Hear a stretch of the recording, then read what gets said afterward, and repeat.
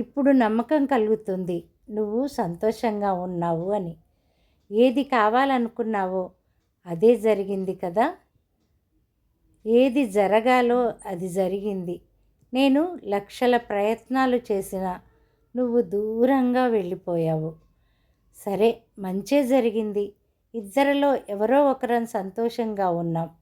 నేను కాకపోతే నువ్వు సంతోషంగా ఉన్నావు కదా, ఉండాలి కూడా. నేను ఎన్ని ప్రయత్నాలు చేశానో నువ్వు అందాజా వెయ్యలేవు కూడా. కానీ ఇలా మోహం భంగం కావడం కూడా ఒక విధమైన ముక్తిగానే అనుకోవాలి. ఇప్పుడు నువ్వు దూరంగా ఉన్నావు, నేను నా దగ్గరే ఉన్నాను. ఏమైనా మీరు దూరం వెళ్ళాక నన్ను నేను పొందాను. ఈ సంగతి నాకు మీరు దూరం వెళ్ళాక అర్థమైంది. ఇంకా ఇది చిన్న విషయం మాత్రం కాదు.